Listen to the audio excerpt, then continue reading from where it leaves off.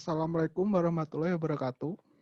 Perkenalkan, nama saya Rizka Prastio, mahasiswa Magister Manajemen Fakultas Ekonomi dan Bisnis Universitas Gadjah Mada. Di sini, saya akan mempresentasikan hasil paper saya dengan judul Analisis Lingkungan Eksternal PT Inka. Latar belakang. Latar belakang dari penelitian ini adalah yang pertama, pertumbuhan transportasi darat di Indonesia, kebutuhan masyarakat akan transportasi umum, lonjakan penumpang kereta api setiap tahunnya. Sedangkan rumusan masalah yang dapat kita ambil dari latar belakang tersebut adalah bagaimana pengaruh lingkungan eksternal terhadap bisnis PT Inka, apa peluang dan ancaman dari lingkungan eksternal tersebut yang mengaruhi bisnis PT Inka, apa strategi yang dilakukan PT Inka untuk menghadapi lingkungan eksternal perusahaan. Selanjutnya ini adalah profil perusahaan dari PT Inka. PT Inka didirikan pada tanggal 18 Mei 1981 di bawah naungan PJKA yang sekarang berganti nama menjadi PT Kereta Api Indonesia atau PT KAI. Berdiri sendiri sebagai pabrik kereta api pada tanggal 29 Agustus 1981. Pabrik ada di Madiun dan Banyuwangi. PT Inka juga memiliki kantor cabang di Jakarta dan Bandung. Produk PT Inka berupa lokomotif, kereta penumpang, kereta penggerak, gerbong barang, kereta khusus, dan produk pengembangan lainnya.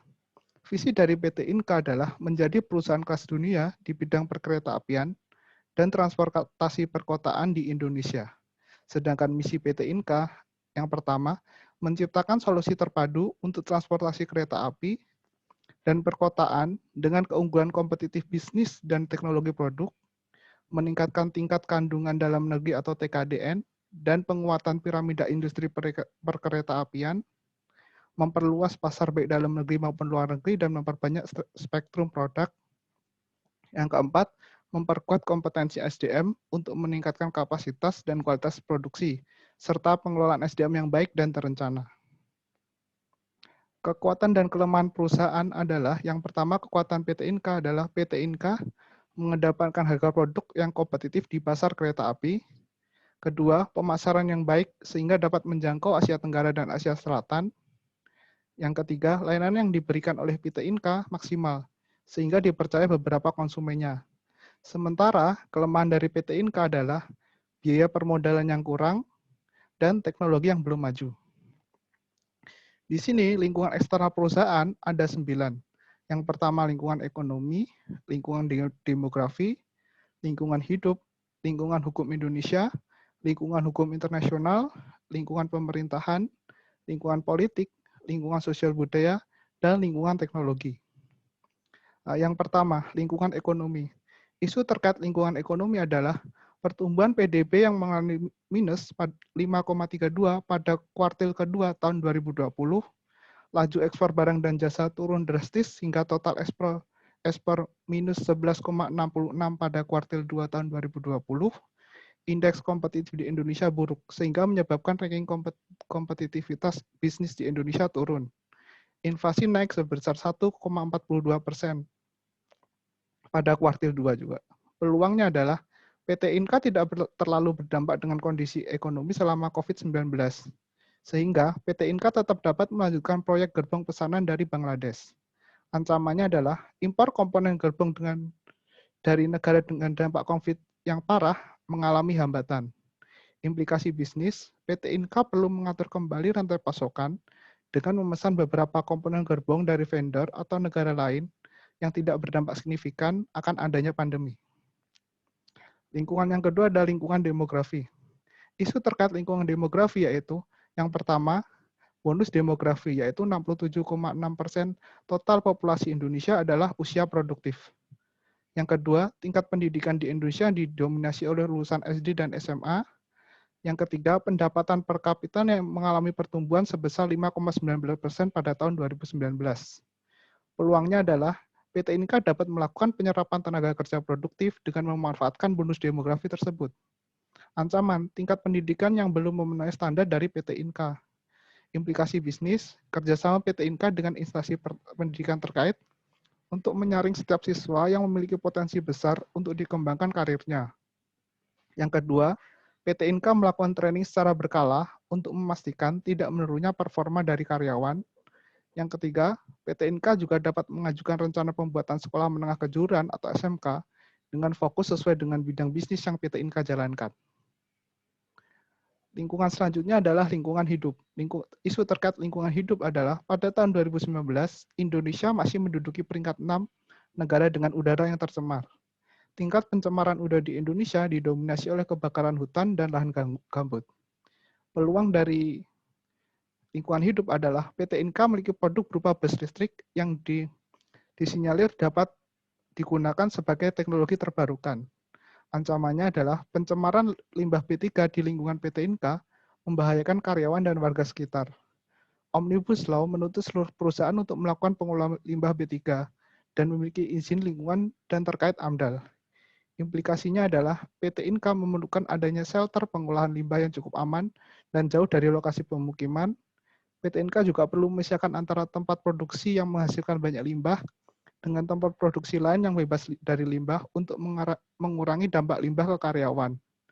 Yang ketiga, penggunaan alat-alat kerja yang sesuai standar juga dapat dilakukan untuk meminimalisir dampak limbah ke para pekerja. Yang terakhir adalah pemberian asuransi kesehatan. Selanjutnya adalah lingkungan hukum Indonesia. Dari lingkungan hukum Indonesia, isu terkait adalah tentang undang-undang tentang BUMN. Yang kedua adalah Omnibus Law yang berdampak pada beberapa perusahaan dan buruh. Peluangnya, kerjasama PT Inka dengan kejaksaan lebih diprioritaskan karena BUMN menyangkut aset negara. Yang kedua, Omnibus Law membuat PT Inka tidak kesulitan membuat izin karena saat ini berbasis resiko. Yang ancamannya adalah adanya indikasi pelanggaran hukum di pihak internal PT Inka sehingga dapat merugikan bisnis. Implikasi bisnisnya adalah PT Inka dapat mengatasi kendala ini dengan melakukan audit keuangan secara berkala, memperbaiki budaya perusahaan, mendisiplinkan SOP, dan memberikan kemudahan dan kenyamanan kepada karyawan. Yang selanjutnya adalah isu lingkungan hukum internasional. Isu terkait lingkungan hukum internasional adalah perjanjian dagang antara beberapa negara ASEAN dan negara Free Trade Agreement atau FTA yang berupa Regional Comprehensive Economic Partner atau RCEP yang akan ditandatangani pada bulan November tahun 2020. Peluangnya adalah semakin terbukanya pasar dagang di kawasan ASEAN, sehingga PT Inka lebih mudah masuk pasar, selanjutnya efisiensi biaya karena tidak adanya hambatan, baik tarif maupun non-tarif di ASEAN. Ancamannya, PT Inka harus berkompetisi dengan produsen unggul kereta api di Asia, seperti Jepang, Cina, dan India. Implikasi bisnisnya, PT Inka perlu berfokus pada negara-negara yang sudah terlebih dahulu melakukan kontrak pemesanan dengan PT Inka. Yang kedua, PT Inka meningkatkan layanannya dengan produksi sesuai target dan ketepatan waktu pengiriman.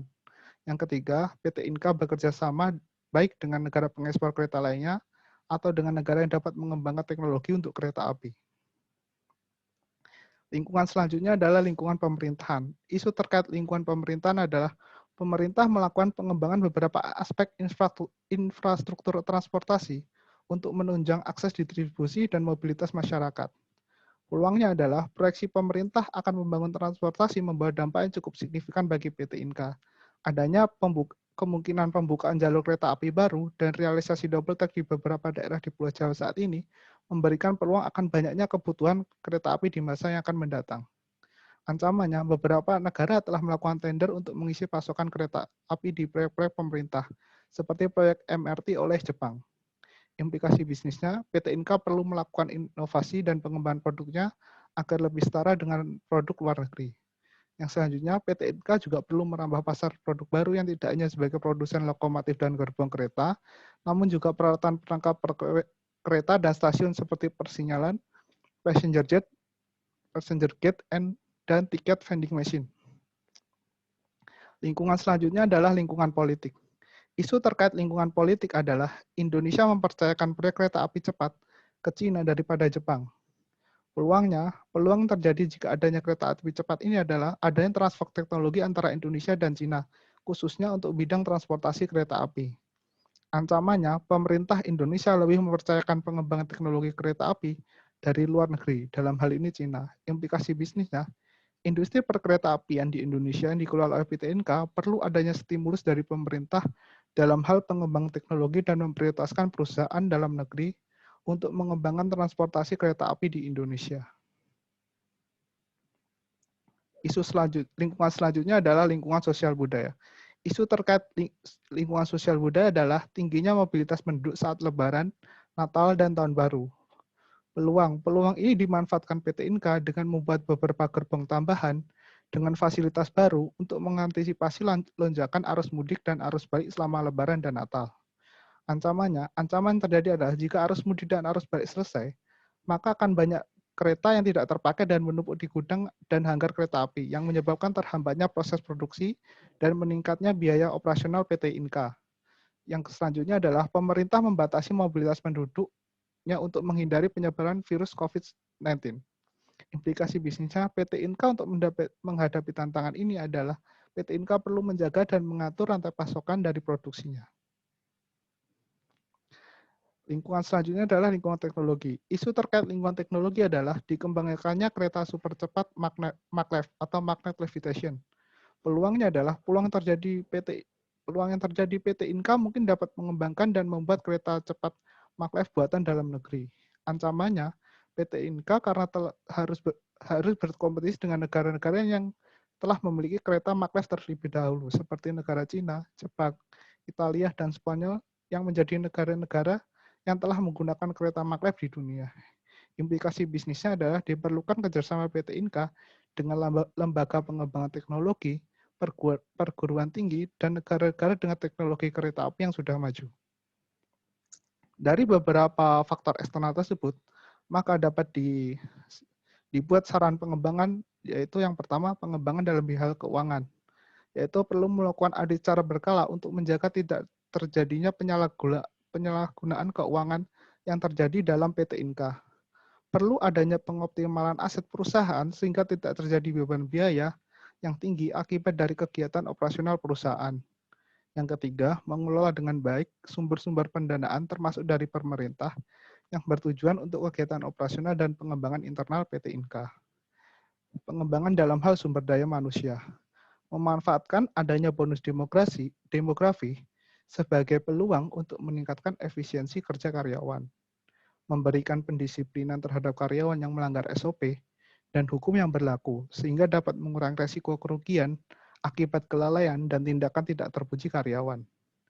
Menjamin kesehatan dan keselamatan kerja karyawan dengan bergabung bersama asuransi kesehatan dan memberikan perlengkapan kerja yang sesuai standar. Melakukan pelatihan dan motivasi secara rutin untuk meningkatkan performa kerja karyawan. Merekrut karyawan dan tenaga kerja yang paham dan melek teknologi agar PT Inka dapat bersaing dalam hal teknologi. Menerapkan senyum, salam, dan sapa untuk menjaga keharmonisan dan suasana kerja yang nyaman. Pengembangan dalam bidang pemasaran adalah meningkatkan jangkauan pemasaran sehingga tidak terbatas pada negara-negara di Asia Tenggara dan Asia Selatan. Bekerja sama dengan Kementerian Luar Negeri dan Kedutaan Indonesia untuk memperkenalkan produk PT Inka ke pasar luar negeri. Memberikan layanan yang maksimal, terutama saat after sales dan penyediaan spare part yang lengkap dan terpercaya. Melakukan rebranding dengan memperbaiki situs web dan membuka situs khusus untuk mempermudah pemesanan dan pelayanan antar negara. Sementara untuk pengembangan operasional adalah membentuk SOP baru agar memberikan pelayanan yang prima terhadap pelanggan dan menghindari risiko produksi. Melakukan perencanaan supply chain yang matang untuk menghindari kekurangan bahan produksi dan penumpukan barang jadi di gudang. Perlu adanya pengolahan limbah dari proses produksi sehingga tidak mencemari lingkungan sekitar dan membahayakan karyawan. Meminta feedback dari pelanggan terhadap layanan PT Inka untuk terus memperbaiki dan mengembangkan layanannya. Kesimpulan dari penelitian ini adalah faktor lingkungan eksternal PT Inka sangat berpengaruh terhadap proses bisnis PT Inka itu sendiri. Lingkungan eksternal ini memberikan peluang maupun ancaman bagi bisnis PT Inka, sehingga perlu perencanaan strategis baru untuk menghadapi faktor-faktor eksternal perusahaan. Terima kasih atas perhatiannya. Saya mohon maaf jika ada salah kata. Wassalamualaikum warahmatullahi wabarakatuh.